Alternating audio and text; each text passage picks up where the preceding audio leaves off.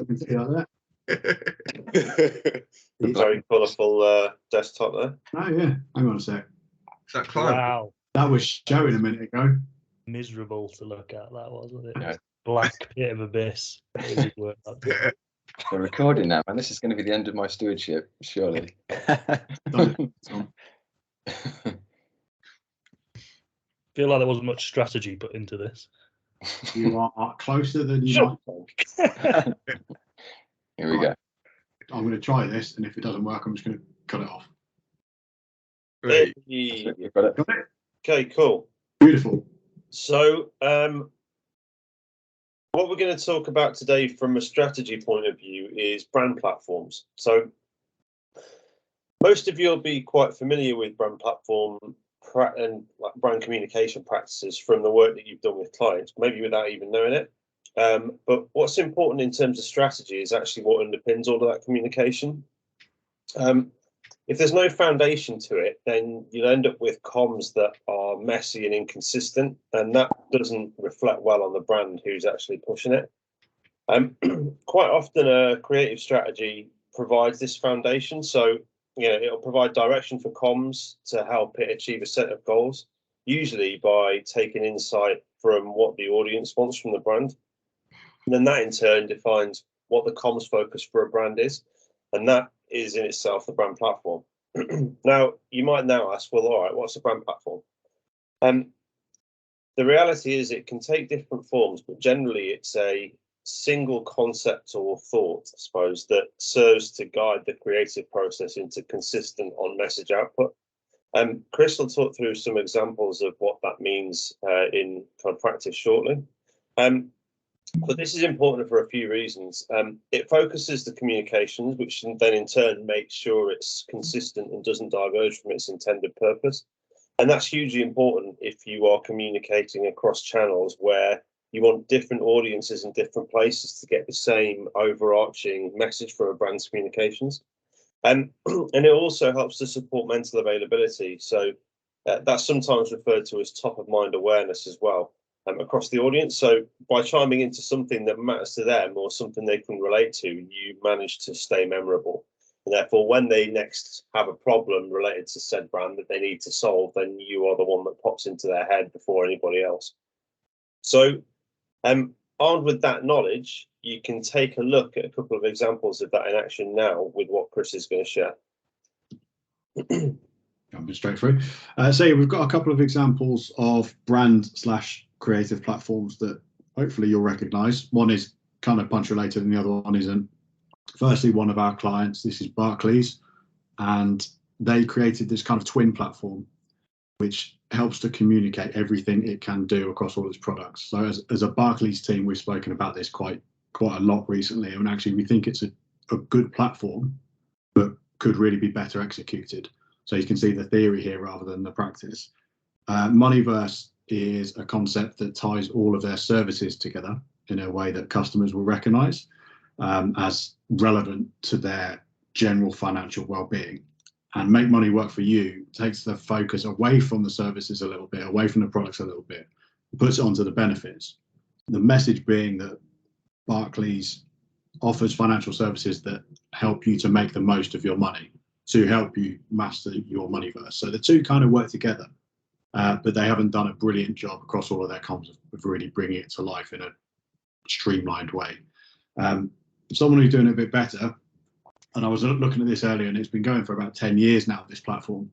It's a similar approach by Dove, and they've put in the really powerful addition of this beauty pledge, which reads, "Beauty is for everyone. Dove invites all women to realise their personal potential for beauty by engaging them with products that deliver superior care." They back this platform up with actions, but also with content. So all of their above the line, including tons of print and TV, stems from this platform. Their web and digital and social, they all reflect it. Their point of sale comms really hammers the message home where it counts as well. And it's where individual campaigns like reverse selfies and no digital distortion, they all come from that. So they've been doing different campaigns over the last decade, including some that are live now, that all come back to this real beauty platform. So in a nutshell, the brand and creative platform is about consistency in the stories that you tell. And that's really what a creative platform is all about, what a brand platform is all about. So what you should be taking away is the idea that everything that you publish on behalf of your clients should come from a guiding thought. It should all ladder up to a strategic kind of narrative lens that enables you to tell a story in a coherent and consistent way. And that is the end of us. Any questions? No. You're off the hook from questions, maybe. Nice one, thanks, guys. Yeah, and I think definitely the application to the Barclays ones are front of mind at the minute. And obviously, depending on how deep the relationship is with various clients and stuff, it depends how close we are to those different platforms and stuff. But it might be a good one. Obviously, don't know what's planned for next month's strategy SocialHype, but a few more examples of the stuff that we're working on, just to kind of like hammer home that point, would be good as well. How brands grow next time in full. Oh, there we go then. Not really. Not in 10 minutes. No. But yeah, nice one. Thank you both. Right. No worries. I'm doing double duty here. I'll just share my screen. We'll flick into creative. Come on, let's see your desktop, Tom. All right, how's it on the call, mate? It's okay. Okay. Can you see just PowerPoint, right? Yeah. Okay, that's great. Oh, there's a Get little the bit stuff showing. out. Quick. All right, sweet. We've kind of split this into a couple of halves. Obviously, each month, Bryn will kind of ask or invite some feedback on how the sessions are going and what we could do to improve. Part of them was people keen to see a lot of punch work, so we'll kind of come on to that shortly. But just wanted to, what we haven't got in some of the punch work is loads of editorial and copy related things. So just wanted to highlight an example that Lauren had pulled out that I thought was good from over the past month. So I'll hand the mic over, Lauren, if you want to take us through the Bumble example. Yeah, lovely. So I know we've got to fly through this quite quickly, but this example really stood out to me this month, and I thought better to sort of zone in and talk about one good example than kind of try and touch on several of them. So just to kind of recap on what I spoke about last month, I think it's important when we're kind of delivering messaging and talking about copy that we really kind of stick to these 3 core principles for what we're delivering. So when we're kind of in early stages with clients, I think at worst, your concept should kind of do one of these things, but ideally, it should be looking to do all of them. And so the 3 things that I think are the most important is either saying something completely new, fresh or intriguing, or just saying something that's already been said, but perhaps putting a very fresh take on it. The second thing is highlighting an important truth or issue, and a good way to do that, as we're going to come on to, is kind of using data, and not just data, but very, very interesting data, not just data for data's sake. And I do think that's something we deal with quite a lot. And then the third thing, and this is something that our clients are really looking for at the moment in terms of the value that we deliver, but really being authentic, but also very inclusive and kind of sharing the thoughts of these very underrepresented voices.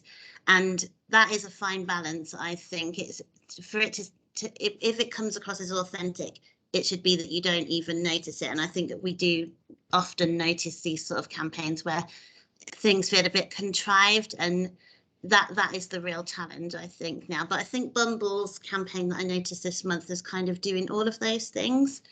So if we go on to the next slide.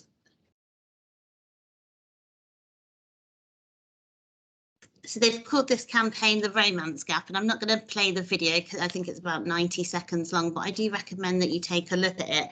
It's very, very compelling. So what they've done is gone and taken a large sample of their, I don't know if it's their customers or just, you know, men and women in general, but what they're doing is kind of conducting research into gender norms in the dating world.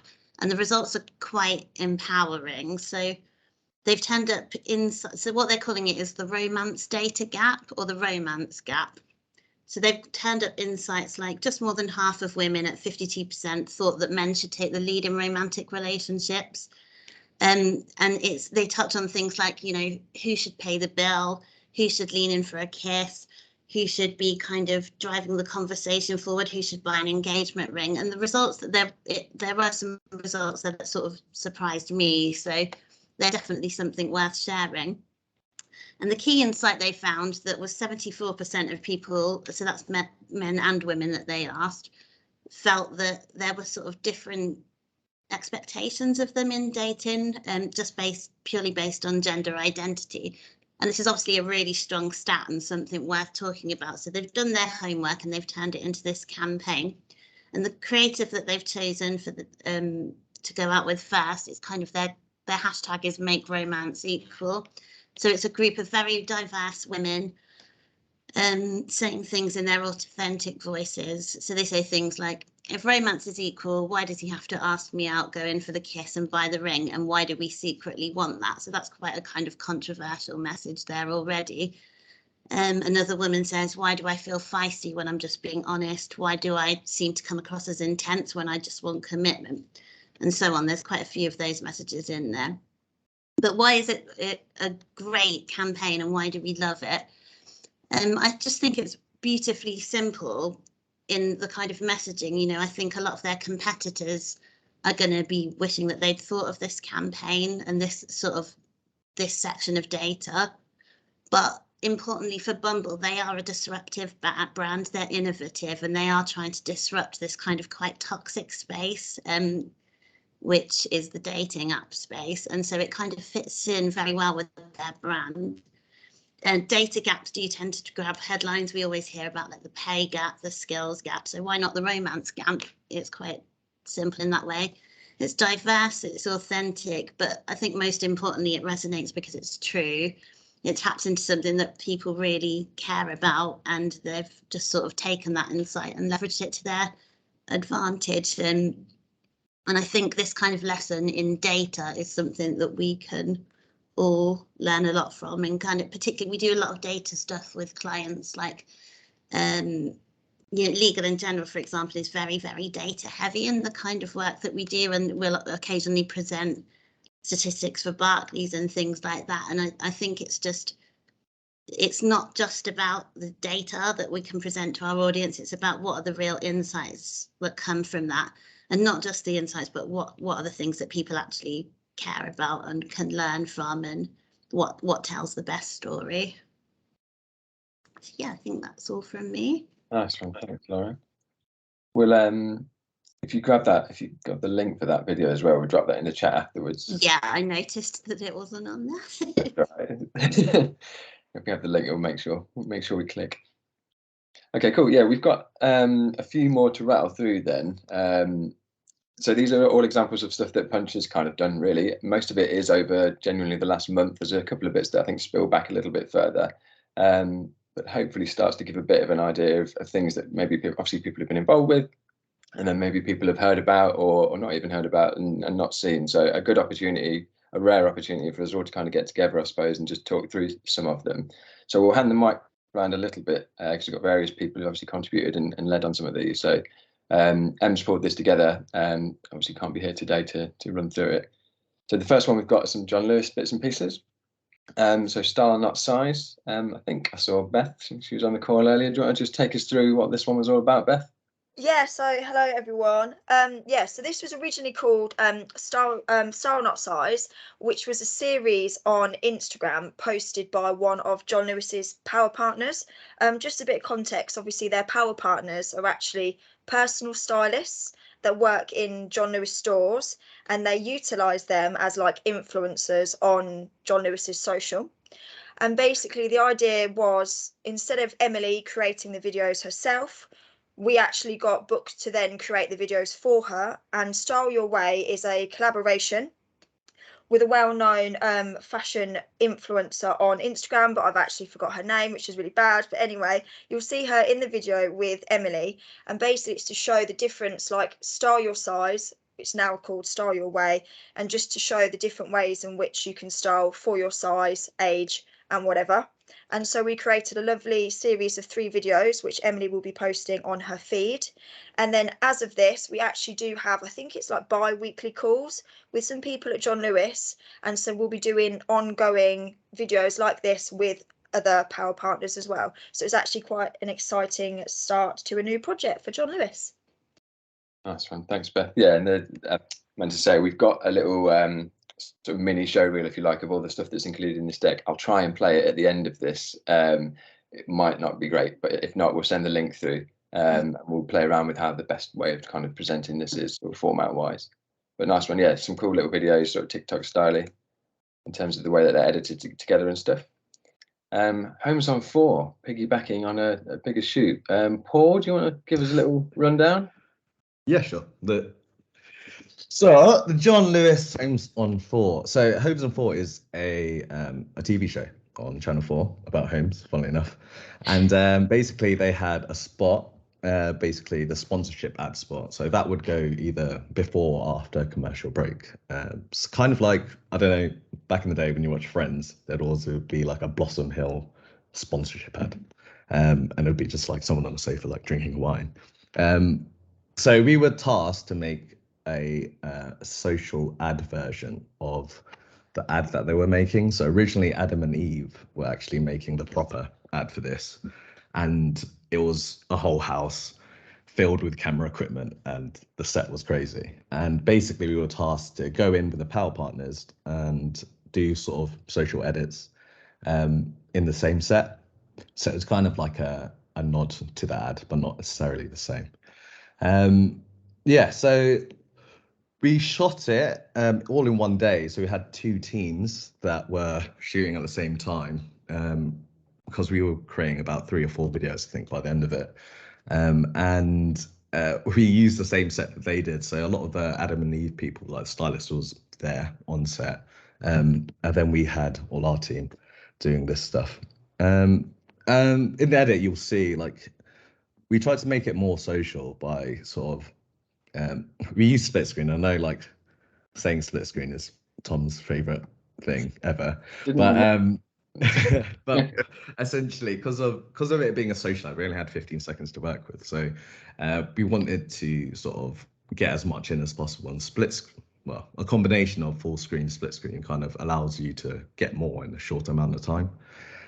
So we shot that in mind when we were shooting it, and we had to consider the sizes as well. So shooting in 9:16, how would the split screen work in 9:16? How would what you had to shoot everything twice a little bit sometimes to kind of get a wide shot of everything so you could fit in a smaller frame, but also in 1:1 and whatever.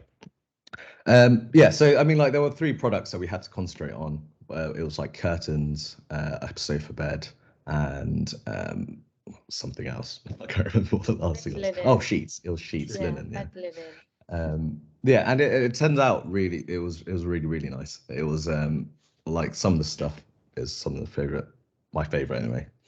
Things we've shot.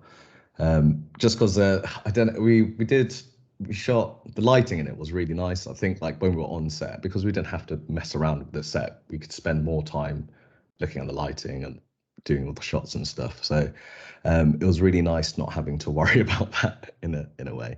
So and I think off the back of this, I think Mark, who's a client at John Lewis, who's in charge of this stuff, I think he really was buzzing off of it. And I think there's a few more shoots where we might be piggybacking off a few more. So yeah, that's that. You'll see it in the edit. Perfect, thanks, mate. Moving swiftly on to shoots laden with worry. This one was I can chat through this, but I'm sure there's a number of people who were kind of involved across the board. We may have touched on this in a previous session anyway, but the Apple Watch series that we did right at the end of last year, just before Christmas, had been shared for this as well. This was a bit of a bigger scale project, obviously working on Apple. This is via John Lewis, but kind of like a dream client really for a lot of us working on something like that. So it's advertising the new iWatch, or the Apple Watch. We created a series of videos across 4 days, basically, in one location, telling the story of this lady, Rebecca, here in various moments through her day, using the different functions and things on her watch. Presented plenty of challenges, just in terms of kind of find somewhere that was suitable for all those different elements that we needed it to be. We had a hiking scene, and memories of the last day of hiking up a massive hill to get this final closing shot that really showed off what the watch could do and things. So lots of kind of fun stuff went into that, but a bit like the previous two the guys have gone through, really well received from the clients. An interesting one working with Apple. I can hear Edu shuddering on the line, just like the attention to detail, and Rachel on some of the finessing that we had to do on the close-ups of the watch, colours and tweaks that we kind of had to make throughout. So as much as that was a challenge, nice, like I say, to work with a brand that's and it got those real attention to detail and really made us up our game. That's the positive spin on it. Anyone else from that team, anything to add on that one?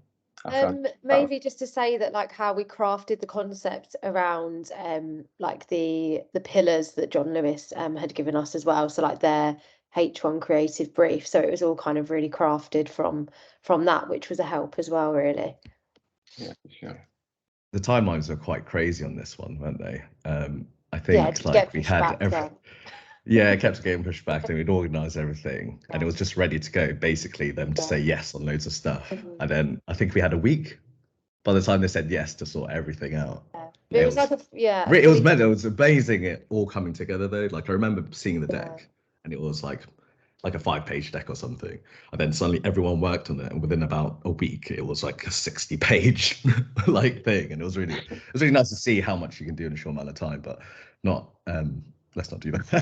I think it's a good example as well of like a full multi-channel campaign as well, because like we had stills variations across those channels there that are listed: Instagram, Pinterest and Facebook, and then we also created the digital display ads as well, so there was like multiple touch points across the campaign with the same visual, so it was really nice to see that all come together. Nice one, thanks guys. And one of the things we've said as well, we haven't got in here right now, is we'll maybe introduce coming brand. What we want to do, I guess, is talk about learnings as well as that creative process and things, but like how these things are performed. These ads went out on Boxing Day. We'll get some of the data from the Apple ads, and then also the others as well, just so we can kind of retouch on those and present anything that, you know, maybe able to apply. Obviously, a direct translation to John Lewis content. There'll be little learnings and things that we can certainly share.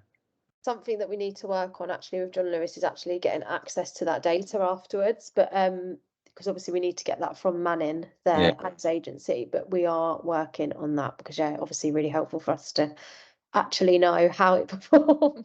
For sure. And there's so many variations and things within this around features and sequences and stuff that it would be essential we kind of get that right. Timings are running away. I'm going to blast through. Erin, do you want to take us through where we're at with this new look US Tetley and Good Earth stuff? Yes, I'll do this like the super quick version. Essentially, we've got Good Earth UK, US and Tetley US now all on retainer and all on quite small budgets. So we do their content calendars and their creative each month, just primarily looking at organic stuff on Instagram. But those of you who have been on those shoots know just how thin on the ground we are and how like streamlined we are with everything. So I think it was just important for us to kind of take them on a journey with us, and we ended up representing for the new year, the new look and feel, something that we thought was a lot more design led, but also that came back to the brand values. And I think it was with that screenshot on the right hand side there, the look and feel #2. That's the sort of direction that the Good Earth US account started going in based on what the client was briefing us in on. And so I think it's a good reminder to everybody that it's okay for us to remind the client every now and then that actually, I think we're going in the wrong direction. Let's take a step back and let's come back to your core brand values, what you're trying to say, what you want to stand for on social. And so we've ended up with these kind of always on, like this eternal sunshine brand that we're now pushing forward, which is great because it means that it fits nicely within the scope of being able to do a lot more studio stuff. It's a lot more vibrant and enticing compared to what the sort of stuff we were doing previously. And we're getting to showcase some of the illustrative work that that Rachel's done, and I know that there's some other examples of that coming up. But I guess that's a really quick overview of that one. Well done. Yeah, but I think good point on the context of, you know, it's easy to kind of work in isolation on assets or a project or a brief that's kind of come in, and even more so maybe on areas where we don't manage the whole channel. But just, yeah, useful looking at it like this, saying, you know, like Erin said, that was the client brief, but then over time it's kind of actually maybe it's starting to steer away that we kind of don't really want it to. So being able to realign it as part of this new year thing was a great opportunity, I guess. Technically. Yeah, so Tetley US is a new client for Punch. We literally kick off as of tomorrow. And I don't know if we've got the before and after of what they were currently doing, but if not, I can definitely share that. So no, that's fine. But similar to what was on the previous slide, we presented the client with, this is what you're currently doing, and actually this is the direction that we feel the brand should go in. We did that for Good Earth UK, US, and for this Tetley one, which I think ended up helped us to win it, because they can really see the evolution of the brand that we wanted to take people on. So they came to us and they said, you're a British agency and you're doing like great stuff for the UK, for the Good Earth US, like you could hero the Tetley US stuff, because they really are keen to push their British blends collection for Tetley. However, they came to us and their brief was very much, we want tea with the Queen. And it was very much when Friends went to London, you know, like Chandler and Joey on the big bus. And that was their version of what they wanted for the Tetley US Instagram account to be. And so again, that was us going back to them and really interpreting the brief, but then thinking, we are the experts, which is why you've come to us. And actually, we think you need this refined, more pared back, quintessentially British look and feel. So we've come up with, these are 2 shots that we've just done from literally 2 weeks ago, I think, which now kickstarts the new look and feel for Tetley US. Again, it's on a super tight budget, so it will be mainly shooting in the studio, but yeah, just we're really pleased with the kind of look and feel and the journey that we're able to take the brand on. And I think some of the best feedback you can get as well from the client is, oh, you not only delivered on the brief, you delivered on things that we talked about internally that weren't really in the brief, and then you showed us things that we didn't know we wanted. So subtle things like bringing back that Tetley blue. They'd completely gone away from it, and actually their feed at the minute is all green. So we were like, guys, we need to come back this way. So yeah, just a couple of examples there of where we're taking that brand. That's fun. Thanks. Sorry, I'm talking really fast. No, that's all right. Everyone's looking at the clock now. It's all right. We knew this bit would overrun. It's okay. Everyone's going to make up the time. Because I think it's useful to talk through and hopefully interesting to people as well. Yeah, just to piggyback on that, I think that context of the client, and certainly working with the US, we found over the past 12 months plus that we've maybe been working with, in the taste levels and the different audiences a challenge, and the clients themselves, I think probably themselves would admit they don't quite know what they're looking for until they've seen it, which is often well, certainly a challenge, as you can imagine. But there's been a few instances lately, like the Tetley work and like this, that we can talk through, where we've kind of shown them something that was very much different to what they were doing, and maybe wasn't, they're sort of alluding to something but couldn't visualize it themselves. And I think this one's really hit the mark. So Erin, do you want to give us a bit of context, then maybe Rach can chat us through a little bit about how she's made it? Yeah, definitely can't take any of the credit for any of these images. They are Rachel, 100%. But I guess our concept for it that we then brought Rachel in on was, so for nostalgia, the nostalgia brief. So Good Earth US is celebrating 50 years, and they're bringing back 2 flavors that used to be really popular and for one reason or another were discontinued. And so our challenge was, how do we bring that back and make it really stand out, coming back to that Californian heritage as well of the brand, without just doing another photo shoot to say, here are the 2 new products. And then this is where it all evolved into, we've got an animation which is just under a minute long on the left hand side, and so that will be part of the reel that you can see after with everybody else's work. And then we've got a series of static images as well. So Rachel, I don't know if you want to talk through the process or your inspiration around it. Yes, so to make these, I literally just used the pen tool and Illustrator without using a Wacom tablet. So I completely like freehanded everything and got a very stiff finger afterwards. And then for the video, I exported them as separate layers which was a long old task, and then imported them into After Effects, which is where I started animating almost like every object. And that's pretty much it. How I made it. But coming from someone who hadn't done minimal illustration, I guess, before joining Punch is kind of, I think that's right. Yeah, so I literally joined Punch and didn't really touch on illustration at all. And then it started off with like me doing Instagram like icons, like for highlight stories and stuff, for John Lewis and Good Earth. And then it went on to like the flower drawings around like the tea boxes. And then it went on to like video assets. And then after that, it kind of just jumped from that to, you know, these poster designs, which is absolutely crazy. And it's like a big, massive jump. So. And then the video, I think, as well, just for everybody else's context before you see it, basically there's a series of different iconic Californian scenes. And the lady that you see there with the tea, she takes a sip of her tea and then she's in that Cadillac kind of car. Is that right? I don't know. Yeah, Cadillac. So you've got like dolphins moving, the birds moving, you've got like all your sound effects in the background, you've got the sun coming down, the clouds moving. The car's obviously moving like as the strip is going through all the different like locations like San Francisco and all that sort of stuff.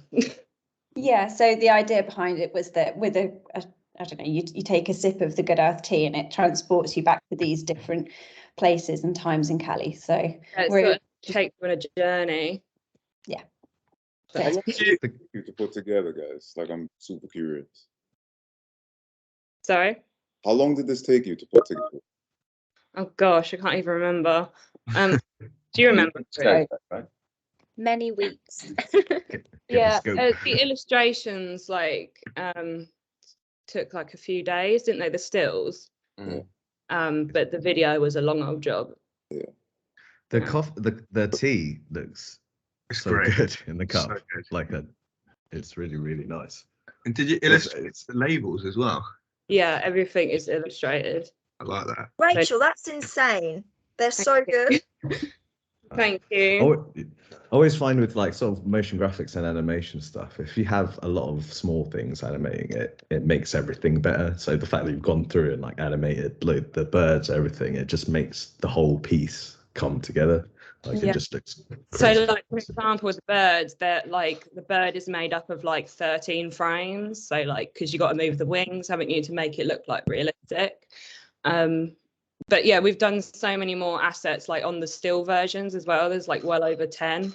But obviously I told Solly to just pull out like the best ones and the ones that he liked. Collective decision. But no, I think great example. And I think a secondary reason for including it, I guess, is like I think a lot of the other examples and things in here, typically people might think of like production shoots that we're doing, slightly bigger budgets and things. Just kind of shows that we have still got this great depth of talent, I guess, in the studio and these other arms that we can kind of be presenting to clients. Certainly places like Barclays and Legal & General and things who've got their graphic style, maybe isn't leaned on quite as much, and maybe we wouldn't be thinking about doing a minute-long animation or even a 15-second animation to this level of sort of detail and things, and just kind of helped illustrate literally the capabilities that we've still kind of got, just to keep thinking of everything in our sort of toolbox. Right, I'm going to keep rattling through. There's a few Barclays ones in here. A few reasons for having them in that I think Em's included. So there's a Mother's Day one. I think the key thing with this one, again, is we're trying to coach Barclays back into, or reminding them we've got cameras, really, doing a few more shoots and a few more productions, and they don't always have to be big budgets. We can do that, and we want to demonstrate that, but we can also do these quick turnaround and effective shoots for them as well. So this is an example that we shot last week, and Em had thrown the idea over on the Tuesday before, literally after we pitched the strategy, sort of aligned to that, bringing more faces to the feed and to their Instagram channel. Specifically the Money Mentors. We'll maybe do a session down the line on the sort of strategy work that's going in there as well. It might be a useful one to kind of run through, and not too dissimilar from the way that John Lewis are kind of using Power Partners and things in bringing a face and bringing that breadth of talent and expertise and stuff into social. So the Money Mentors are kind of their face for this. So just some quick little bits to camera. cheap and cheerful, but hit the mark and we're aligned with the strategy work that we've kind of done as well. And I think the general vibe, much like we get on a lot of the shoots, positive client feedback, positive feedback from the guys involved. So just a nice little 1 week, short, sharp, and did the job. Couple of other examples, just to include little ways that we're continuing to kind of push them as well. So one was FreshBooks, kind of like a QuickBooks accounting software basically.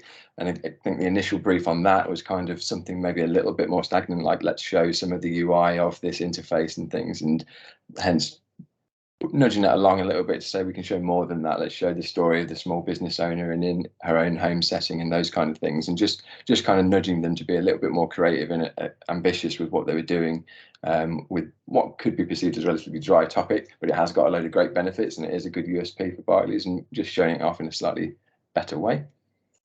And then these cool little animations that have been created to sit over these videos. So Timbo worked up this kind of type that elevates out of the newspaper. Again, you'll see it on the little show reel. And then Edu and Ben shot all the content, where we're kind of starting on this kind of newspaper ad almost in situ. It's about people kind of making the most of their ISAs and things, or either cashing in early or late enough.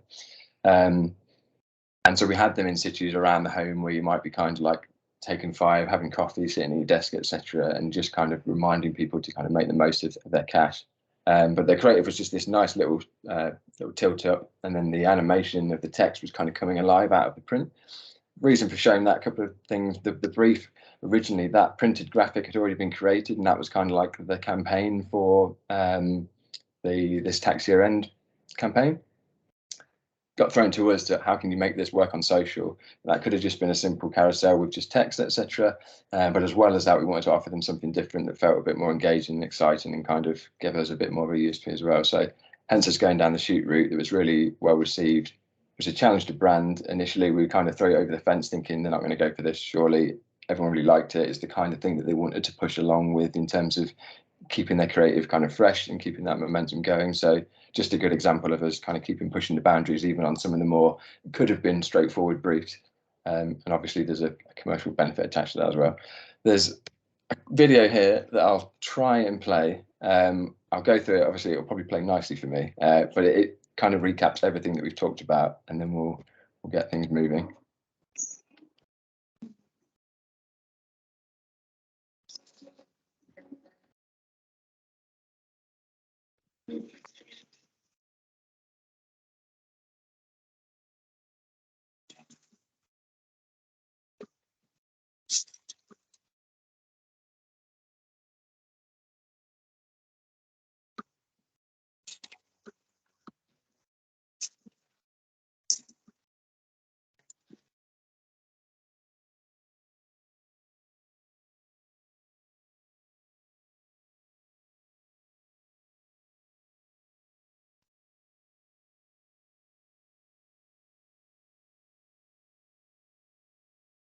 So presumably the audio is all horrible for everyone else. I don't know.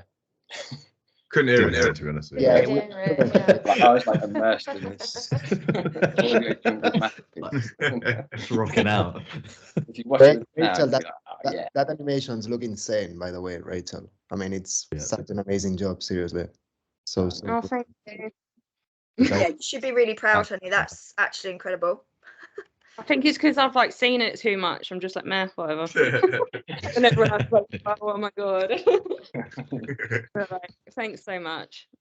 Good job, everyone. Cool. So yeah, hopefully that was useful. And like I say, we'll share the link for that so you can watch it full glory like I just did, and really do justice to some of those things. Okay, Erin, we're with you, right? Yeah, but I think Chris is going to start if that's okay. Or Yeah. I can share whatever's easiest. Yeah, do you want to share? And then You'll see yourself now, sorry.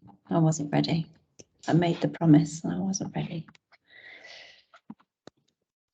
Can you guys see that? Because I had a bit of an issue screen sharing before. I mean, it's on a bit of a... Yeah. Got it now. Okay. that's cool. Yeah, so we've looked at S-commerce for distribution this time, and just how it's e-commerce is integrated into different social channels and how users are reacting with it. So the first part, we found a study which demonstrated sort of user behaviour and the trends which they are demonstrating over the past 2 years. Yeah, if you want to go on to the next slide, please.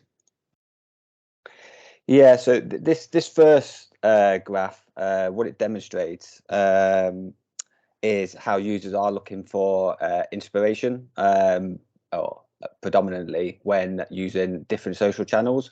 But there are also different sort of behaviours and patterns which they are demonstrating. So obviously, with users spending so much time across different platforms, there is a case of people stumbling across different ideas, products, different things, but then also looking for recommendations, looking for content from brands, all to help them find new things that might be suitable for them. Yeah, if you want to go on to the next slide, please. Okay, and then this chart just breaks down the different behaviours which are shown across the platforms. So there's a number of them which show or share the same habits. So we can see sort of like the top 3 rows. They're all demonstrated across the 6 different shown there. But things that do stand out obviously are the 2 which have sort of unique trends. Which is Facebook with the recommendations from family and friends. So obviously getting endorsements or reviews, products from their feed, which have been put on by friends and connections. And then the bigger one as well is paid influencer recommendations from YouTube, which I found quite interesting because I think there is opportunity there to maybe produce sort of longer form content where obviously content creators or influencers can actually get hold of products and show like the benefits, what it actually is about, and that can have an influence on users. So that's something that maybe want to be considered sort of across different accounts. If you want to go on to the last slide. Sorry, I think there's a bit of a lag with my internet. I'm there. No, that's cool. That's cool.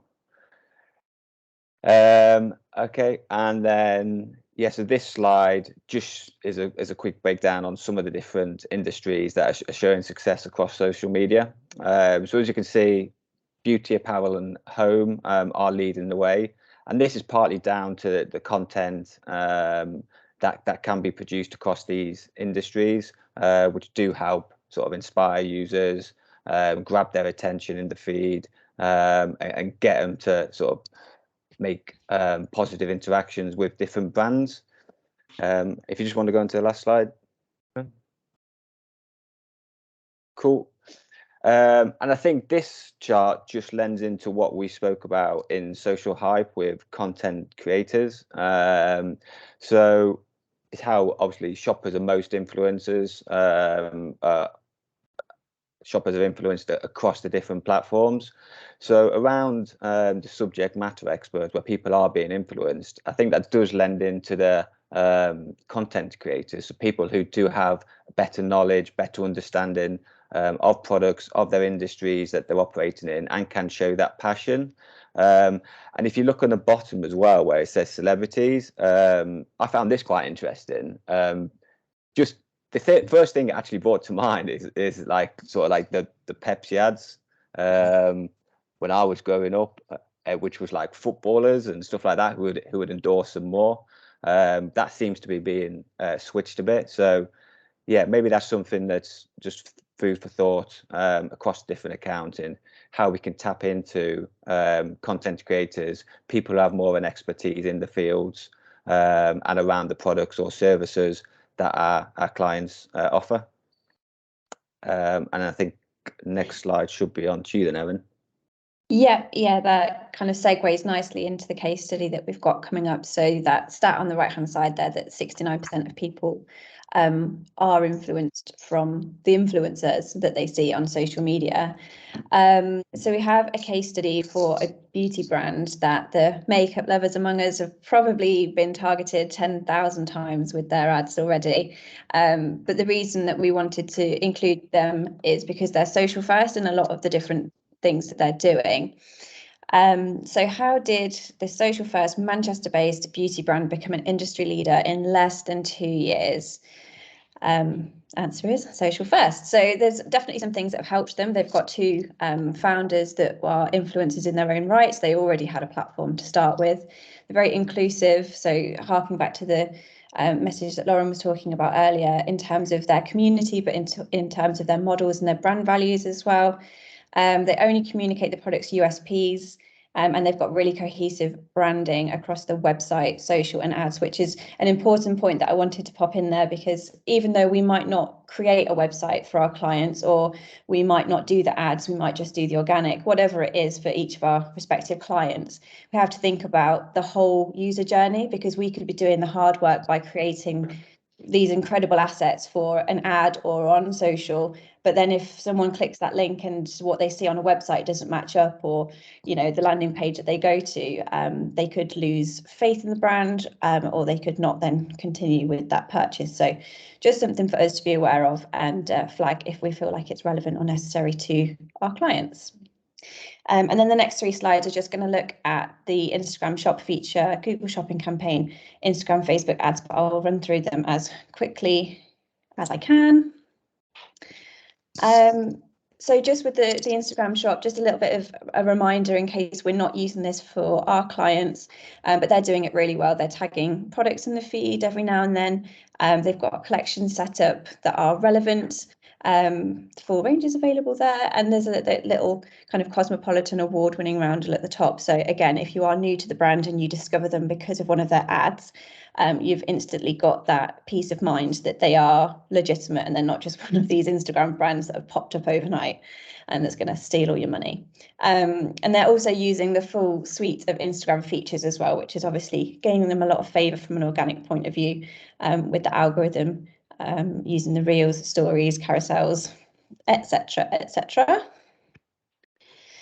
I just really quickly wanted to touch on a Google Shopping campaign that they did when they launched as well. Again, Google Shopping might not be something that we do for a lot of our clients, but it is important for us to kind of take that step back and look at how things can always be social first, especially because I've found that we're becoming more involved in cross-agency calls and in cross-agency meetings. We do actually have a lot of expertise at Punch within this area. So it's, I guess, identifying opportunities that we could perhaps step in and take that business from the clients that we're already working with, or just remind them that we do know what we're talking about when it comes to this. I think the main thing here to mention is the bottom 2 bullet points on either side there. So the bottom left-hand side one, that actually came from a quote from their head of marketing, who said that with this campaign that they ended up ranking for terms they wouldn't have already organically.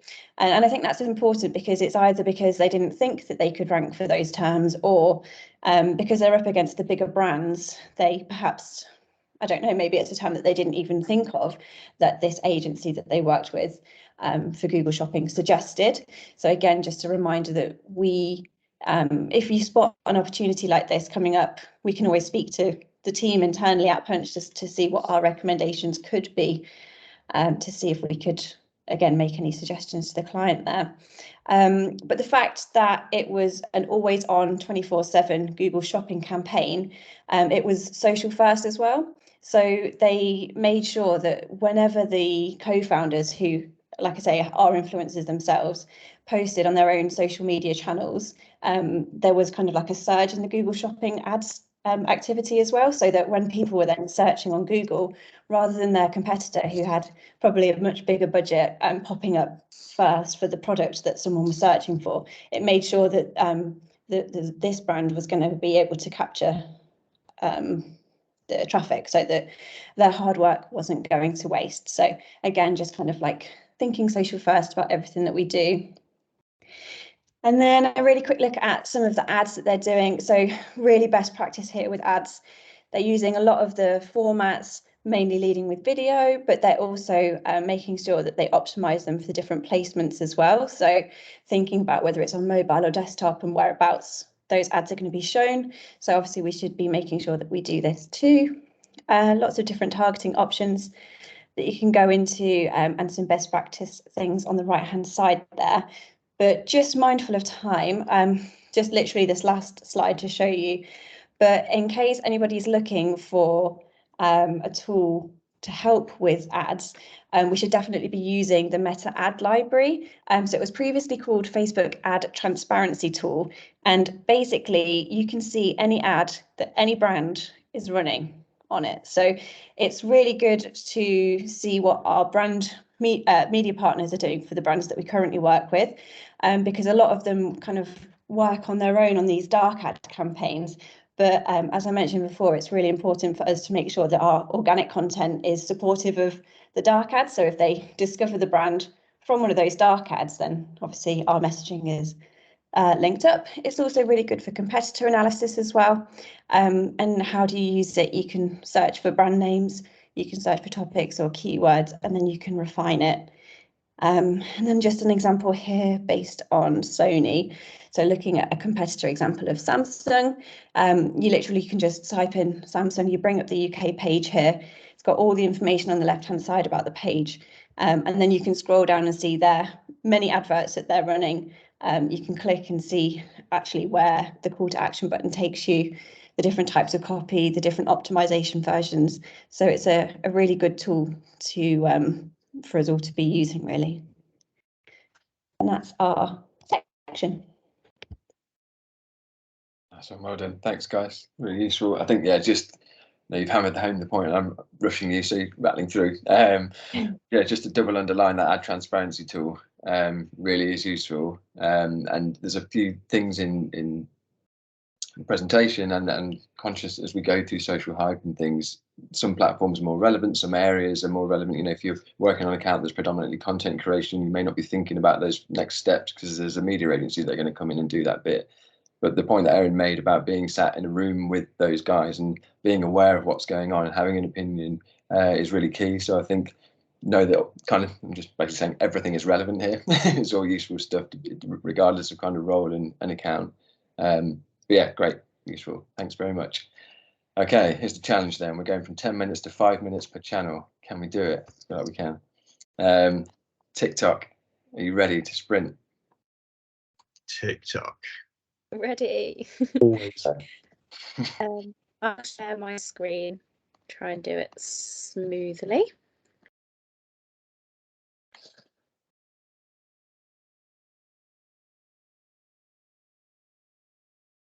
Ooh. Can we all see that? Got it. Got it? Okay, so updates for you all. So this month, TikTok has launched for more specifically its music creators. So it's called Sound On, and it's actually an update within the app where musicians, artists can upload their music and stream it via TikTok. And then when their tracks are used on trending audios, videos, and all sorts of all that fun stuff on TikTok, they can immediately start earning royalties from it. So there's already been some really great success from some of the UK artists, such as Muni Long, Games We Play, and Abby Roberts, who Paul's just let me know, apparently he created a track for an Abby Roberts TikTok, which is kind of a funny coincidence, but very cool. So it's a really, really great feature, I think, for TikTok to be kind of like putting artists first and allowing them to kind of be born on TikTok and really, really give them the opportunity to be successful. And then it also allows distribution your and Spotify as well. So it's really just connecting all of the different music platforms all together. So I thought that this is a really, really good opportunity from a branding perspective, that, for example, John Lewis, we're currently going through their new TikTok strategy with them, and there's always all sorts of problems with music licensing and what are we going to use and can you jump on that trend. But potentially we could look for emerging artists to partner with from the beginning, and then kind of grow with them as they get really kind of popular and more widely known. So I think it's a really interesting opportunity to potentially partner with artists as part of TikTok strategy for branding. Next one is another update to the creative library, which I thought was quite a fun one. So there's all sorts of things on there at the moment, like stickers, copy overlay, you can change it into top view, split screen, all that kind of thing. But they've actually partnered with Giphy now. So quite a lot of content. You can have one part of the video is sort of like a video or a catch line to something, and then add in your favorite GIF, or you're kind of like, there's all that kind of shareable content, which is really, really obviously addictive, and everybody gets it, and it kind of makes it more like meme culture. So I think that's definitely something to make sure that if we are incorporating strategy, to bring a bit more of that fun element as well, to make things a lot more shareable when we're thinking about content creation for TikTok. We do have a Giphy account with John Lewis as well. I think Rach has done a load of animations for them, so it is possible to bring some, if they're partnering with Giphy, to bring some of that. You can make your own library basically. So if you want to know about Giphy, just give us a shout. I think Ollie and Rach have done some bits for it, some animations, so as well. Yeah, that's cool. Yeah, Thanks, Ollie's Paul. done loads. That's definitely one to utilise them. Just going to pass over to Nicole now. Ollie. So, as per Bryn's instructions about finding campaigns that are relevant, we've got one from Koala, who are a sustainable furniture brand from Oz. They're quite lifestyle, and they actually make really nice furniture as well. So basically, they set out to test if ads that were more polished perform better versus like ads that are made using like the creative features of the platform. So for example, more like lifestyle influencer led sort of ads. Not surprisingly, the ads that were less polished and more off the platform feel performed way better. And they used the cost per click and click-through rate metrics as their KPI to back up their findings. So they put out the generic ads first, and then they created 4 different TikTok first ads. One was made with a creator, as you can see. The other one was made using TikTok's own graphics. The third one had background music specifically from TikTok, and the fourth one had TikTok transitions. They actually performed a lot better than the polished ads that they spent a lot of money on. So it was 14% better cost per click than the branded ads, whilst the click-through rate outperformed them by 30%. So it does pay that it's best to use, if possible, more features relating to the platform, as the algorithm does favour it. And also, they generally look better, like from a terms of the people that they're testing it against, their 18 plus followers, like people who have just bought their new house and stuff like that. They definitely did favour it because it's more relatable content than like a polished ad that may not be as achievable for someone who's just bought their first house. Thanks, Holly.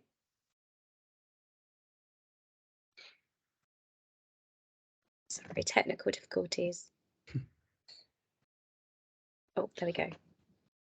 Oh, there's no text. Why is there no text? Oh, have I gone too far? I've gone too far. No, sorry. I didn't add this animation, so I mean, you're making my slides seem better than they are, but oh god, no. Meh. Oh no! Whoa! Okay, wow. Whoa! Just make the text Go turn up, rogue. doesn't matter. Go I'll rogue. keep We talking. don't need text on so slides anyway. It's fine. Just I'm going to quickly talk through 2 campaigns that used sort of different features within TikTok. So Last Minute used top view ads basically to really good results. So top view basically just means they'll be at the top of your feed every time you go on TikTok. They really wanted to target Gen Z and Millennial as their audience. And if you quickly go to the next slide, it's just got some of the results from the campaign. It completely outperformed more than what they thought it would. And you can see they had millions of impressions. I think it's just really a great example of how successful TikTok is at aiming at this sort of age range, really. And plus top view, I remember being on a call. It is pretty pricey, I think. I remember being on a call about it. I think Sully was on it as well. But I think if you've got the money and you could do it, I think it's probably really worthwhile because as soon as you open the app, you're there. So and it obviously worked for Last Minute. So yeah, really successful way of using that. Oh, they also used in-feed ads as well, which we all know use ads so you can target as many people as you want. It's the way to go, really. So really successful campaign. And then if you go to the next one.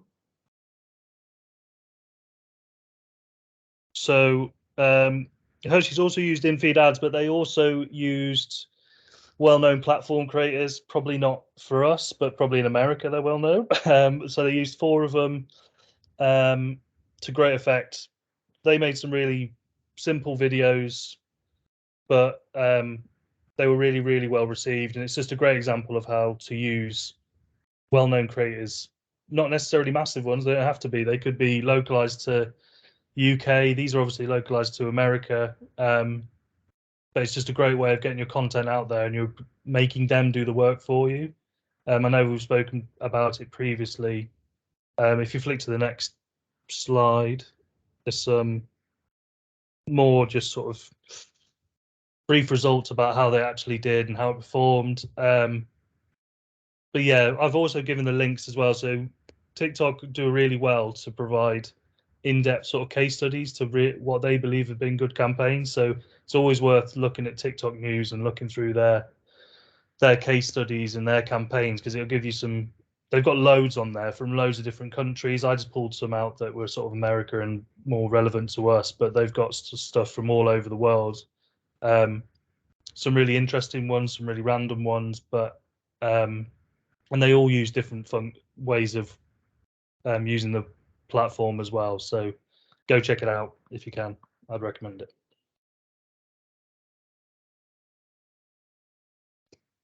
Oh, there's another thing. There you go. Decent. Oh, I'm done. I think that's it from us. perfect. Why is Nice my one. text got animation on it? Here's another paragraph. I didn't actually do that, Tom. I know, but neither did I. Epic. Yeah, good job, Suspense. guys. Yeah, definitely that useful resource of all those case studies that TikTok just put up themselves is wicked if you ever need it. And it feels like it seems mental. It's 2022 and we might be on the cusp of getting some TikTok content out there for like John Lewis and Barclays and things. Yeah, Sony are doing it as well. Sony are looking into it. Excellent. It's just they're looking more of like repurposing content rather than creating for it. So there's the sort of bridge that we need to figure out between that. But loads of other Sony channels have got it. So Sony, well, not Sony Mobile as well. So they're going to look and hopefully get that out at some point. We're going to be pushing some more content. So perfect. So maybe it sounds like all the 3 biggest clients are kind of all at the similar stages, maybe. So it'd be good to sort of share some intel on that. Certainly the John Lewis strategy piece, and then we can get through with Barclays. Be good to look at. Anyway, okay. Team LinkedIn, are you ready? Who's up? Who's the slide master? I think David. Yeah, I got it. Thanks, David. Go for it. You got this? You see this? Yeah, we got it, mate. Yeah, loaded. Yeah, cool. All right, let's do it. All right, Thank cool. you. So first up, we have news. So LinkedIn are helping customers to build smarter campaigns with a new investment in a marketing attribution technology. So through the integration of this new technology into LinkedIn marketing solutions, users will be able to gain further actionable insights and make smarter decisions to drive business results. So I think a lot of us will be pleased to hear that web conversions will become easier to monitor, as well as audience building. Audience building actually is really straightforward in LinkedIn, but I'm personally really glad about the web conversions because they have been the bane of my life for about 6 months. And then on to a new Recharge Your Marketing digital magazine that has been recently launched. So on here you can find loads of information about LinkedIn's predictions for 2022, along with ways to improve your page and lots more. It's definitely worth a read. There is a link in our deck. And then the channel has also announced newsletters for business pages. So newsletters, they're obviously serialized long form content that followers can subscribe to, but LinkedIn will be modernizing them for the social media age. So it'll be really interesting to see what they'll actually look like on the LinkedIn platform, how frequently they're sent to people that sign up. Don't know if there'll be a limit, like a cap. And then finally, Sir Richard Branson has hailed LinkedIn's decision to recognise the term dyslexia thinking as a major step towards helping people feel proud of their neurodiversity. So this comes at the same time as Neurodiversity Week or Day that was celebrated last week.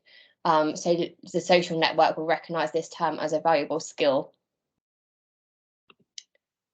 And then on to you. Thank you. Thank you. So some LinkedIn insights. LinkedIn members are now more ambitious, educated and financially empowered, with 73% of LinkedIn members having completed college and more compared to 63% on competitor platforms. 61% of LinkedIn members advanced their career in the past year compared to a 55% on competitor platforms average. And 59% of LinkedIn members are now confidently managing personal finances compared to 53% on competitor platforms. LinkedIn makes people receptive to financial content with 71% compared to a 46% on other platforms. It finds insights from industry leaders and experts valuable. I'm on the next slide as well, please, David. Thank you. So LinkedIn slideshows is a new feature. LinkedIn is working on a feature in order to let you create slideshows. LinkedIn is currently working to enable you to create a slideshow, which will enable you to have a maximum of around a maximum number of around 20 slides. You will click the create button like a normal post and use the 3-dot search to create a slideshow, just as you would if you were creating a poll or an event. This looks like it might be reconfiguring a document upload that are slides or graphic, which the algorithm loves because of the dwell time that they invite. Cool. Thank you. So yeah, on to some of the campaign examples. I'll just pause this here.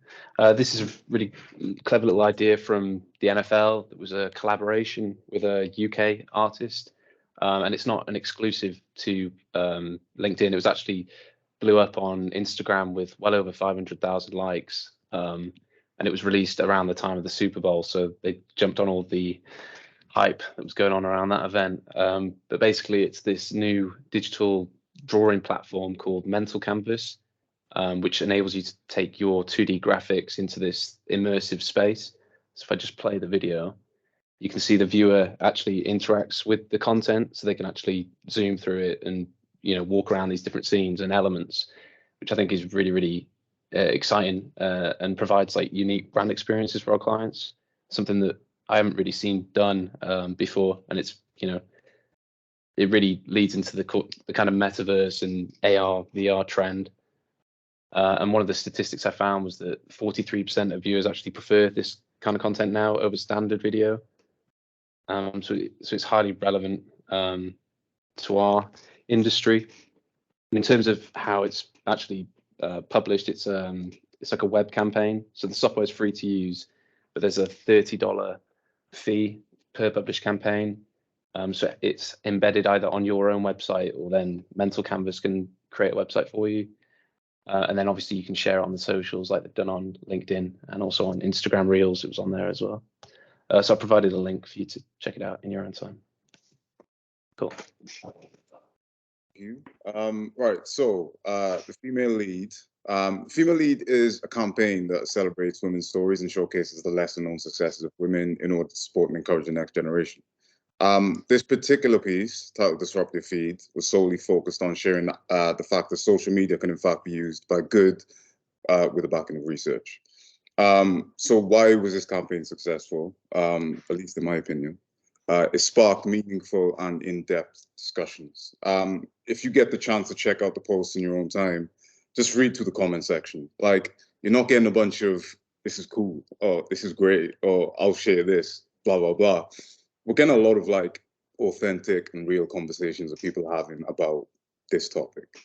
The next thing, the creative is loud, demands your attention and prompts its audience to act.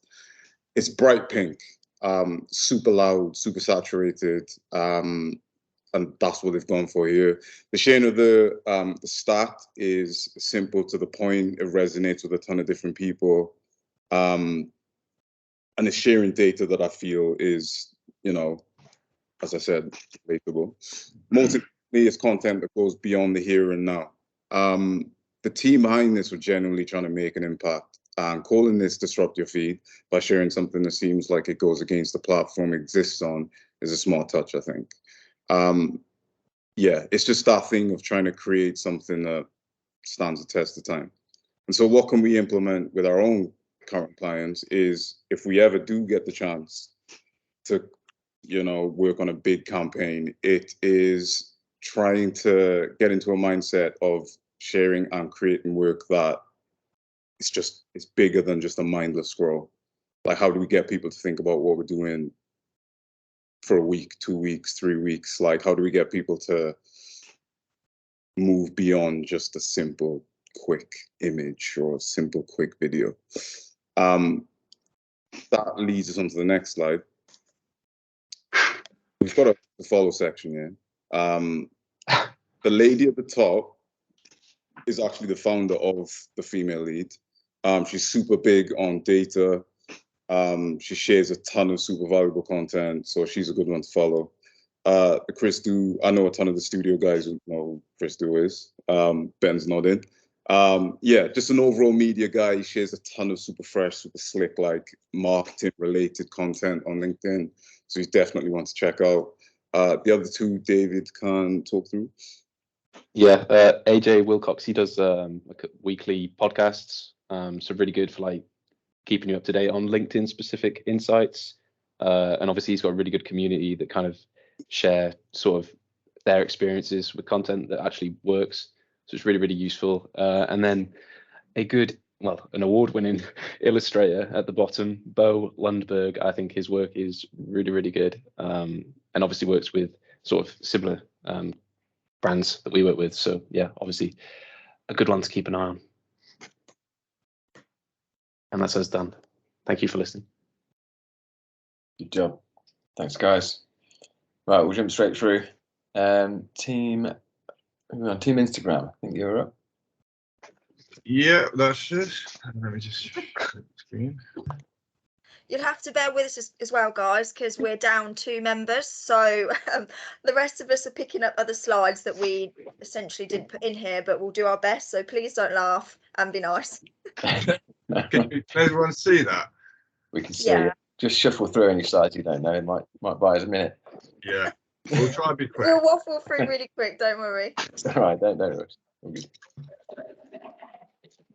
Right, so last month we spoke about Meta considering shutting down its services within the EU due to an ongoing legal challenge over how it handles its EU data. However, a new data transfer agreement ensures that Facebook and Instagram remain operational in Europe. In other news, Instagram announced a fresh set of parental controls to be launched this month. The controls aim to give parents more control over their teens' usage of the app. Parents will now be able to set limits and receive notifications when their child reports another user in the app. Instagram's testing a new way to raise awareness of social causes in the app, with an additional pop-up of the hashtag search pages of selected movements, which prompts users to help spread the word in various ways. Instagram's testing a new home feed that would present everything in an immersive, full-screen, swipeable UI. So essentially, this would be a bit like TikTok, which is very addicting and easy to get carried away on. This month's Instagram is rapidly developing new features and functionalities to tackle main business issues and help users support their favorite brands. So let's talk about some of Instagram's new features and all the latest updates for this month.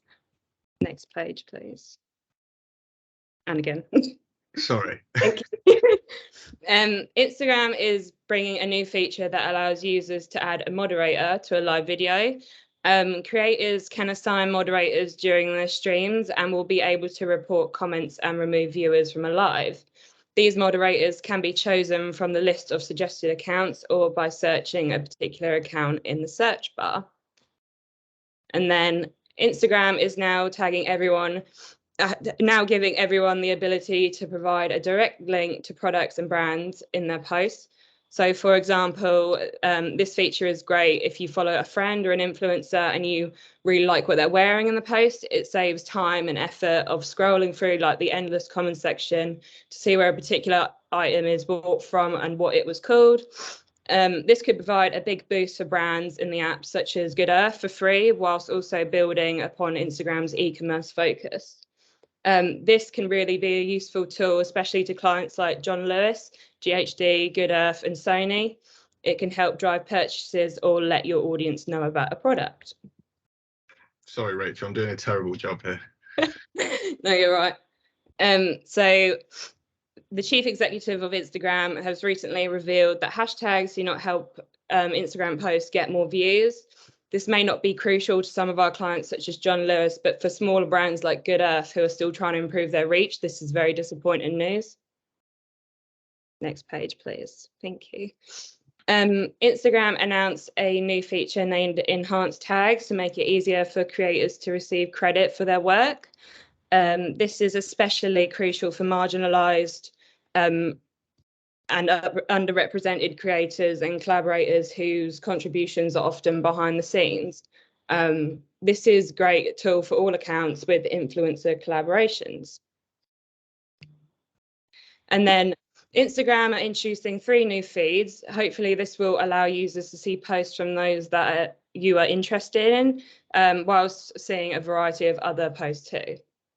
The 3 new feeds include a home feed, which is based on what Instagram thinks you're interested in, a favorites feed populated with content from a list of accounts a user chooses, and a following feed, which is a chronological stream of posts from all of the accounts that you follow. And then Instagram is introducing a new way for users to engage with stories by showing appreciation with a simple like rather than sending a direct message. This feature will keep your DMs nice and clean, making it easier to respond to actual written messages. Story likes aren't visible to the public, so you will only know how many likes your story received by checking manually. And finally, Instagram is testing the ability to rearrange your profile grid posts. This means that you can repurpose content that's timely in season, saving you time and reducing your social budget. It also prevents your posts and profile from feeling too repetitive, and it allows a user to have full control over the way that they would like their feeds to look, saving the trouble of deleting posts and re-uploading them. And that is everything. So on to the Sports Direct campaign. So this is actually just like a small little intro to the campaign, as this was only posted late last week. I'm really glad that we actually added this in purely because of the stuff that you've just talked about, Ozza, about the girls on LinkedIn, and then also Loza, what you were talking about with the whole Bumble thing. So it's all about Ben, don't play the video because the video is doomed. So guys, you'll probably have to watch this afterwards. It literally was awful to upload, so apologies, but I'll explain what it's all about. So what is the campaign? So Sports Direct has launched a long-term initiative called Equal Play to accelerate equality in sports and help close the gender gap following the huge disparities between sexes within the sports industry. It's time for equal play. So in that video here, you've got Renee Bush, who is a pro basketball player, who is the spokesperson for this campaign. She's also partnered up with We Love Basketball Academy, which is a community of all ages creating safe places for women in sport. And then next slide, please, Ben. Oh, it's playing. Sorry. Play it. There we go. Or not. So this campaign is built on investigating the three main areas. So investment. So this is all about the pay gap. This is all about sponsorship, and then also investments behind women in sports. It also showcases about visibility. So obviously women in sports also getting views and being on TV and being spoken about, and then also discusses the opportunities that women have in sport. There was a report on the previous page. I won't waffle on because it's really, really long-winded, but it's got some amazing facts in there, and it's actually quite disgusting, the differences and the gaps between men and women's sports. But the main focus, obviously, for this campaign is Sports Direct's plan to help and also hopefully inspire other brands to follow. So one is visibility by creating equal representation across all their campaigns. Two, the opportunity, so creating and supporting new spaces for women. Three is the community, so using their scale and reach to support grassroots organisations. Four is influence, so championing and developing women in powerful roles. And five is pride, so creating and promoting high-profile moments of celebration around female sporting. I think these are really like 5 key things that we should always look at in campaigns, not just for obviously for this, but a lot across other clients too. So yeah, let's move on to the next stuff, which thank you, be Beth. careful guys, because it will hurt your eyes because Prepare for the orange attack. So Aperol Spritz. The reason why we chose this as a case study is because it's a great example of like brand consistency throughout a feed, communications, tone of voice, the lot. Obviously, orange is the colour of Aperol Spritz, and as you can see from the feed here, they've just got it everywhere, and sometimes subtly, sometimes not so. But I think one of my favourite features is the use of a lot of ginger talent, which is great. Then moving on to this campaign. Is this your one, Beth? It is me. Sorry. Yeah. So consistent messaging. So as you can see, sadly, Rachel did mention the fact that hashtag doesn't help with reach or whatever with hashtags, but how we think that this is strong and consistent messaging throughout this campaign of hashtag together we joy.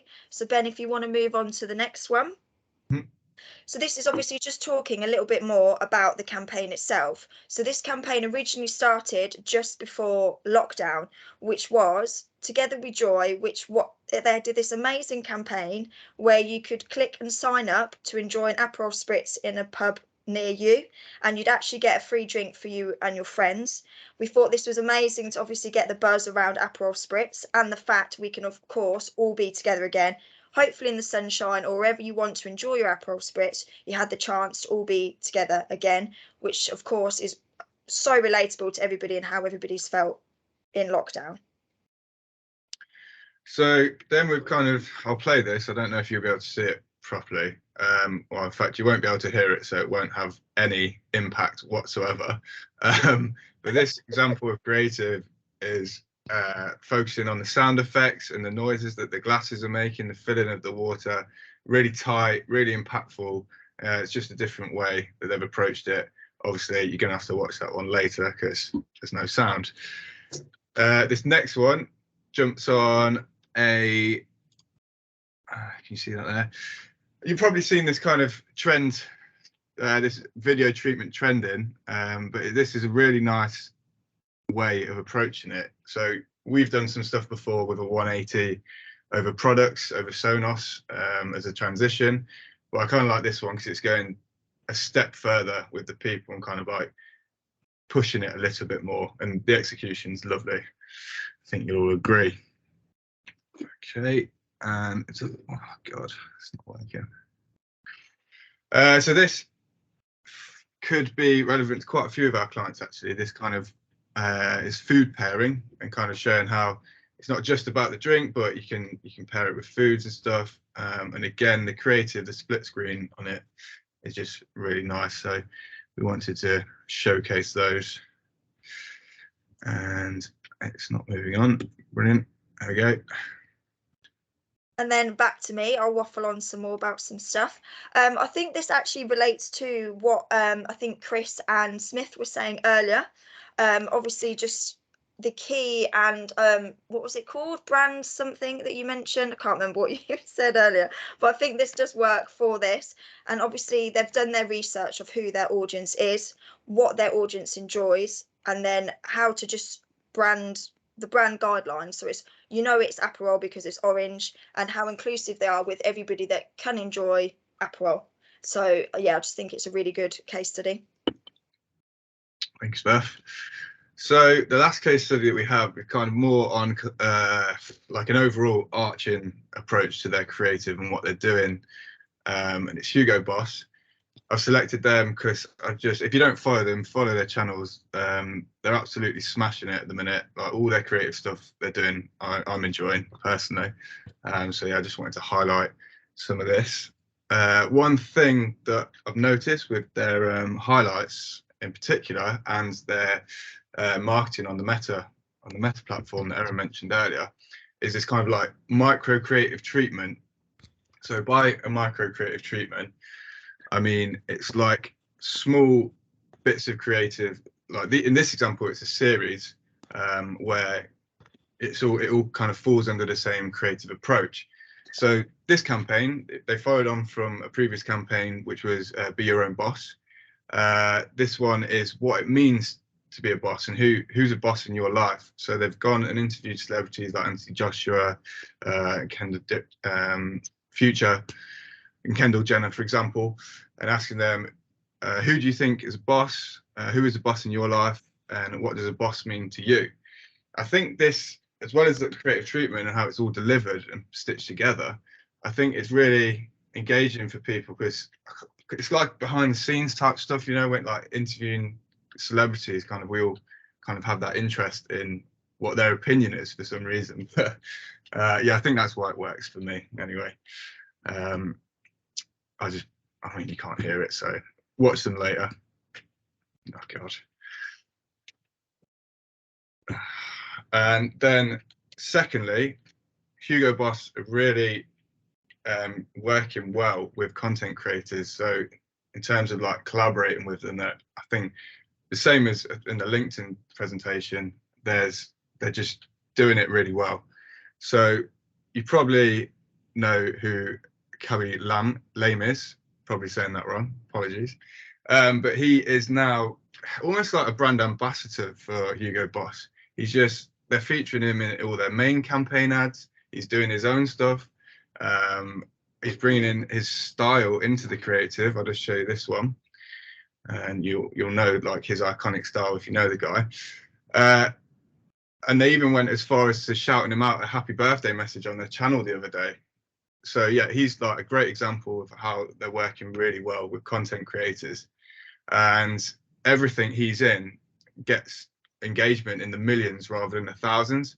I mean, it could be to do with the 33 million followers he has compared to Boss's 10 million, I think it is. That could have something to do with it, yeah. But it's a great example of working with a creator and actually bringing them on board and collaborating with them on a constant, ongoing basis, as someone else you mentioned earlier, which is great to see. They also have just at the end of last year, they had a campaign, I think second campaign with Russell Athletic, and I think it had 200 creators who made or designed some of the outfits and stuff, and then actually unveiled them all together in one place at this baseball field. I haven't got the link in here, but the actual video of the event looks amazing. got massive engagement because all of the creators had their own followers and whatnot. But they employed this guy, Fred Stauffer, who is a French content creator, a videographer, and he has a very identifiable kind of creative treatment. I'll play this video here. His treatment is kind of like these alluring kind of looping videos where something kind of links into the next one and whatnot. So they actually hired him to direct 16 of these videos, selecting from the 200 creators. And yeah, he absolutely smashed them. It's another one for you. But I think these are that kind of really, they're trending a lot at the minute. A lot of people are engaging with them. You kind of want to watch it a few times to try and figure out how it works, you know. But yeah, they're really doing that well, working with the content creators. And this is from Instagram themselves. So what value can a content creator add to your channel? So it could drive influence. People survey strongly associate Instagram with followers and influencers and celebrities, 71%. It can turn content into commerce. So kind of going against what we were seeing with the platform stuff earlier. I think was it Chris was saying that Instagram doesn't really have that, because they're saying that 92% of people act on the moment of seeing something on Instagram. So that kind of contradicts that point, but apparently it's a good way for them to do it. In increased trust, so 80% of consumers say they purchase, try, or recommend a product when content is rated as share worthy. Yeah, so that's that. Thank you, everyone. That was Instagram. Guys, well covered for whoever was off and didn't know what was your slides and what wasn't. Fluid. It's quite a rush panic at the end. Good job. Right, we're going a little bit over, as you can imagine. We've got 4 to go, so if we can try and stick to like 5 minutes, try and rattle through some. If you're one of the later teams, you've got loads and loads of bits in there, maybe extract the key points just so we're not keeping people too long. Try and wrap by 4. Team Facebook want to jump Sorry, in. I'm just trying to stop sharing my screen. I'm absolutely having a meltdown. I'm trying to cover, but everyone's just watching that. Oh, there we go. Just leave the chat. Yeah, Team Facebook want to jump in? Yeah, Nicole, could you share, please? Because I can't share on, well, I've just got the presentation on Google and I can't share on Google Chrome. Yeah. About 5 minutes starts now. Yeah, don't worry. Ours is definitely like not as impressive as anyone else's. Great. So it's fine, it'll be quick. Big ourselves up here, Taylor. You got it? This is going really not well. Yeah, Team Twitter, Pinterest, YouTube, if you extract the salient bits for us. Do you want me to download it quickly, Nicole? Yeah, it's not letting me share. Really sorry, everybody. One second. Do you want to jump in? It's all right, don't worry. Team Twitter, are you guys ready? Yeah, we're ready. Eric, are you ready? Nice one. Thanks, guys. Well, half of us are ready.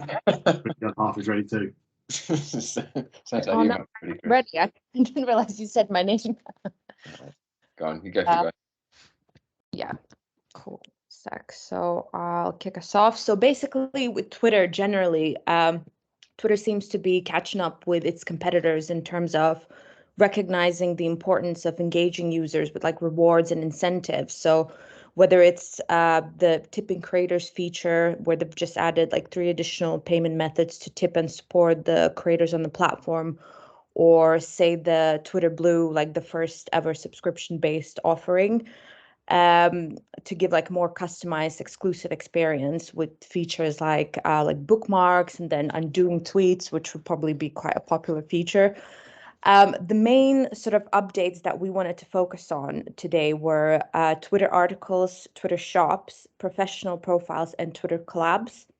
So with Twitter articles, this will be a feature that will allow to publish documents at last, it seems, which will be a really useful feature to a lot of our clients as well. So let's take one of my own, for example, LNG.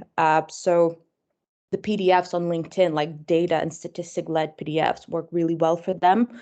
And I think that's something that they're looking to sort of test on Twitter as well, because those are the main two sort of platforms that they use, which essentially that kind of strategy could work really well for other clients as well. Twitter shops, obvious reasons. So being able to showcase more products on profiles when they'll have like a shop spotlight feature enabled, users can scroll through like a carousel of products and learn more, browse, and obviously purchase as well. So Twitter collabs, co-authoring tweets, which will obviously be really good for like influencer work, branding partnerships and like other collaborations as well.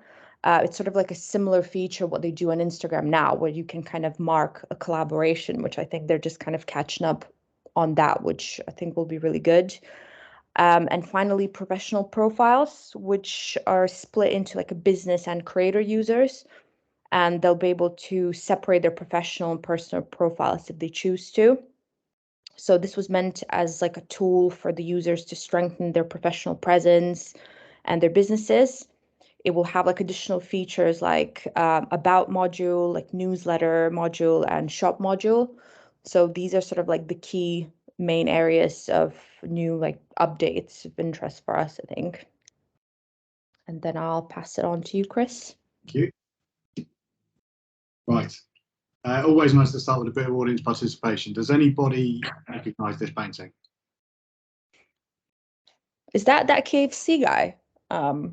What's his name? Captain what? Yes, it is. We haven't actually spoken about it. Yes, it was the KFC guy. So this is a piece of art that was given by KFC to the guy who spotted that their main global account did this.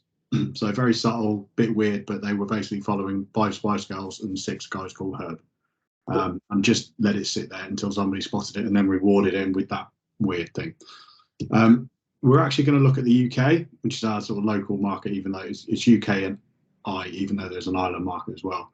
But the global tone is a good indicator of what they're sort of up to on Twitter all over the world, really. So these types of numbers aren't always the best measure of effectiveness, but they're a good show of what content is working for them on a platform, which ultimately they don't need to sell from because they're KFC. So this is March up until the start of this week.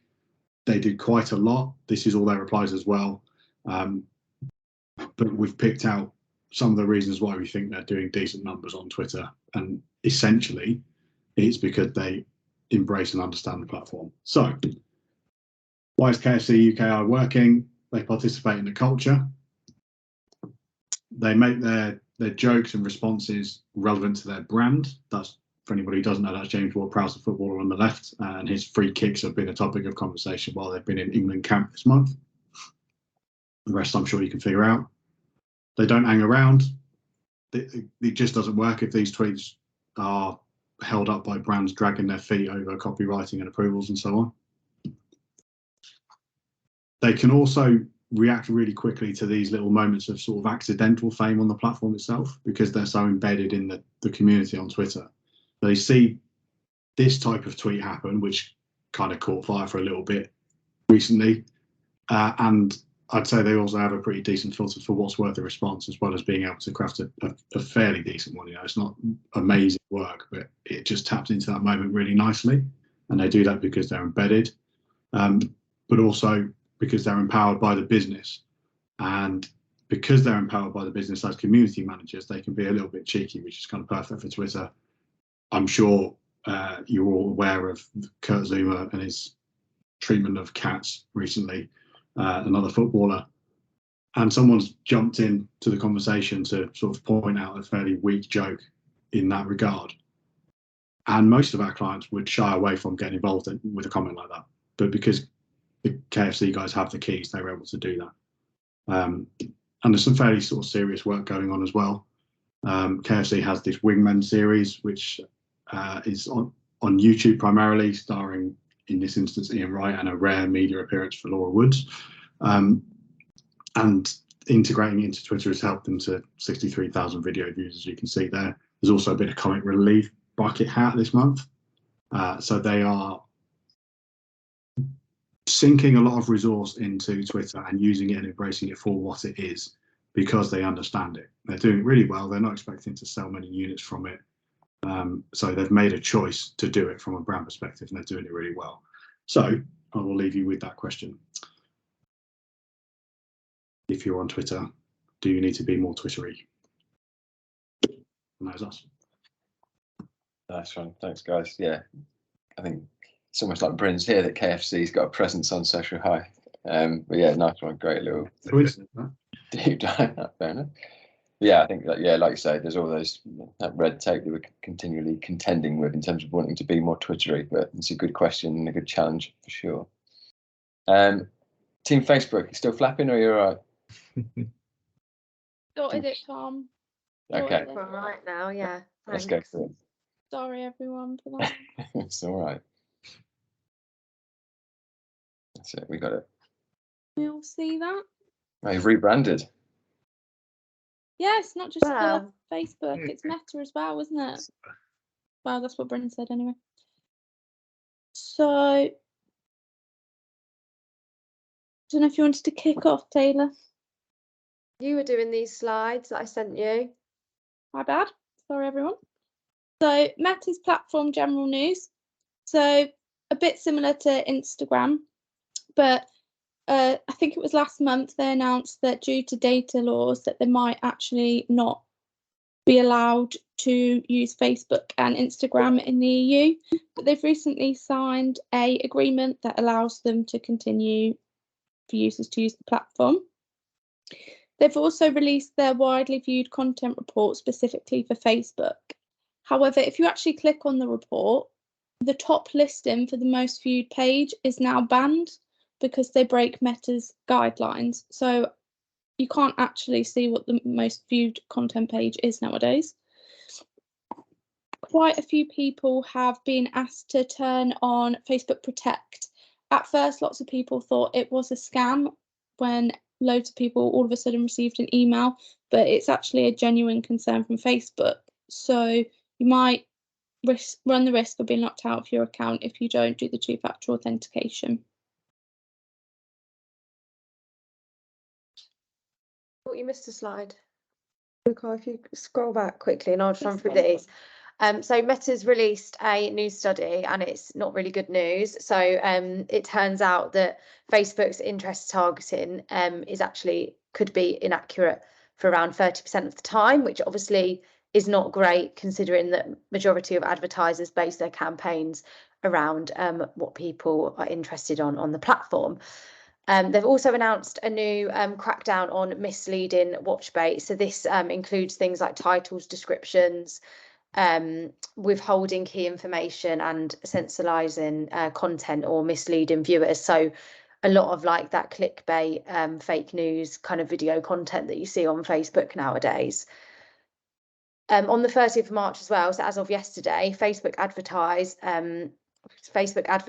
can pursue a class action over ad rates.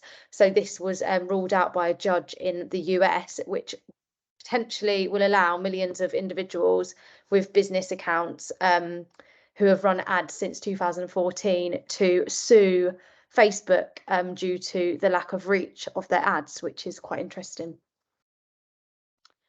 Thanks, Nicole. We'll go on to the next.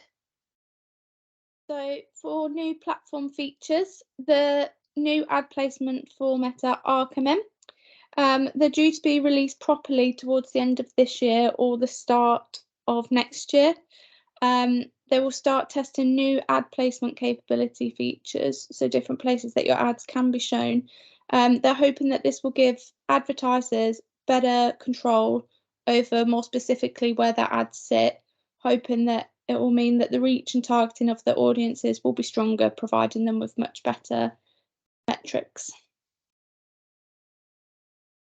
And Facebook have also appears to be testing a new layout in the desktop version of the app. Some users have recently had this new format unleashed on their profiles. It seems to be copying other competitor channels with the left alignment, displaying all of your various options in one view.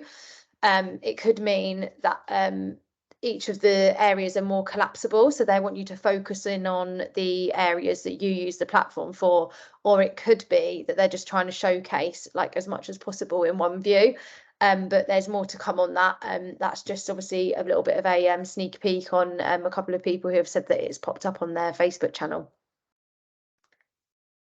Thanks, Nicole. And then they've also renamed their ad automation tools. So they're exactly the same, but they're just kind of repurposing them and renaming them to try and make it more clear for advertisers and allow people to select the correct kind of tools that they're after, hopefully enabling people to drive better results. I won't go through all of them, but there's a list of like which features are available through Ads Manager. Yeah, thanks, Nicole. And then just onto a campaign example, which our lovely newbie Hannah pulled out the bag for us, but I'm going to run through for her today rather than throwing her in the deep end. So it's not really a campaign, but it's more an example of some really strong always on activity. So grind coffee as well, kind of relatable to Good Earth, that kind of ethical drinks industry. This is also pulled from the Meta Ads library, as Erin mentioned earlier on in the presentation. So it covers all touch points really of the company and audiences. So the ads seem to target people like us working from home, and also people who have shown an interest in like sustainability causes and matters. So you've got the top of funnel on the left hand side, so that just introduces the brand, just drives awareness. So you've got like some stats and figures and just some key information about the company. And then you've got middle of funnel, which is obviously consideration, which taps into UGC content, and again some kind of USPs overlaid on the video. And then the bottom of funnel, which retargets people who have engaged with those two posts, offers a £15 off discount. So just a really clear example of always on activity that drives people and audiences through the funnel of activity. And that's us. There you go. I think that was 5 minutes, or yeah, maybe even less. Right, one. Good job. Thanks, guys. Yeah, 5 minutes apiece then for Team Pinterest and Team YouTube. If Pinterest want to jump in first? Look at that slick transition. Good job, David. Yeah, good. The cat's just jumped on my desk. Can't see. So close yet so far. Is it on? Yeah, get it, mate. Yeah, you just want to go full screen. Oh yeah. That's it. All right, sweet. Let's do it. It's just me, by the way, so I'll be quick. Team David. Yeah, Pinterest. I have to remind myself. So the first key announcement of the month is a new page that Pinterest will be adding, which they're calling Your Shop, which is, quite relevant for Pinterest, seeing as it's becoming this real commerce place to be. So it's really convenient that they've got their own sort of shop page now.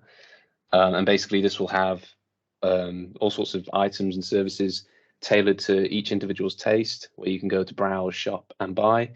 And they're adding that buy now button there in the bottom right as well. So it's going to make there be a lot more sort of like impulse buys and shopping activity all round on the app. They've also added new features for Pinterest trends for marketers. It's going to be really useful. So they've got real-time search data, more trend types, more granular audience tools. Obviously, just a lot of new tools to help make sure our Pinterest content is optimized. So I'll run through some key insights relating to content on the platform. So this is an ad advertising handbags. And then nicely at the bottom there, they mentioned that this is aimed at a New Year's event. So Pinterest suggests that having content related to a specific season or a moment will result in a 10 times higher aided awareness and 22 times higher sales lift. So making sure our content is relevant to specific seasons could result in better results. The second example is from Tesco. I really love this example. I think it's really, really well executed, and it's something that you could just stare at for ages. It just looks really great. And at first glance, you're sort of intrigued, like why is the text covered? So it's really well done, clever, and I wouldn't change anything about it, to be honest. This is basically to show that if you show somebody using the product, which is in this case these new skin tone plasters, then you are 67% more likely to drive sales lift. And then finally, this is a carousel pin, so you can scroll through these different looks. And I put this in to showcase that having actionable calls to action, aka the buy now button, then you'll drive a 6 times higher online sales lift. And yeah, I don't see many people doing the carousel pins, so I thought it was a nice one to throw in there as well. So a bit different to normally showing a campaign example. I'm showing like a trend at the moment on Pinterest, which is emotional escape rooms, which basically refers to people creating their own rooms at home designed for different moods. So you can see some of the examples I've shown up here. You know, very tailored to individual taste. You've got your sort of gaming setup, more of a sort of wellness, you know, it could be a library or a cat room, you know. But yeah, their search terms for rage rooms, for example, have gone up 150%. And the term home massage room is up 190%. So just some interesting stats. And then how can our clients get involved in something like this? Well, I've listed some of our clients, such as John Lewis and Sony, but I think I'll focus on Good Earth, so you know, I've got more experience with those. I was thinking perhaps we could create our own tea escape rooms to showcase the products in like a more natural and subtle way, less of an advertising sort of setting. And you could, you know, do this sort of tags. You know, you could imagine the Good Earth on a table or something like that, a bit less sort of in your face. And that was what I wanted to say. Yeah, and it also sort of taps into that sort of wellness trend and something that, you know, our brand values highly. So not just looking at the product, but also the sort of audience and the sort of themes that they're interested in. And that's all we've got time for. Good job, well done, mate. Fine solo. It's good stuff in there. I think, yeah, not necessarily platform specific, but that Tesco creative saying you kind of could look at it weirdly forever. And just to highlight on that one, it's like the copy makes it twice, 3 times as good. And just thinking about that as an integral from the start in every asset, I think is just key. And because that's what made that asset, as much as everything else, the nice treatment of it as well. Wicked, thanks, mate. Good job. Last up, Team YouTube. Take us through to 4. Sweet. Here's a sec.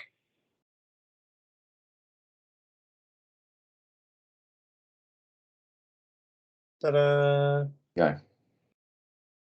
Cool. I'll kick us off. So yeah, just the YouTube general news. There's 5 new features launching for live streams. They are Go Live, Live Rings, cross-channel live redirects, uninterrupted split screen viewing for mobile, and then live Q&A. It's also got short views don't count for monetization, alerts expanded on potentially offensive comments, health labels expanded to more regions to help combat spread of misinformation. And then also they are testing search chips on desktop. Cool. If you want to go on to next slide. So this sort of builds on the first point on the previous slide, just around new live stream features. So in the bottom left-hand corner, we can see that they're going to add the live rings to the platform. And this is very much like Instagram, and it's there to provide a specific indicator for when a channel is live, just to attract attention of users, to try and get to engage more and get more people using the live feature. We've then got the full screen mode, which is for live, partly to provide a better user experience, but then also as well, it's going to be combined with the Q&A feature, which is integrated to allow that to be used and sort of better seen. And then also quite a cool one as well is the Go Live Together. So this is where users, creators or channels will be having a live stream, but then they'll be able to invite other creators onto that. What the platform's hoping to do is to have more collaborations between creators, brands, and other users on the platform, but hopefully as well it'll look to reduce the pressure on single creators.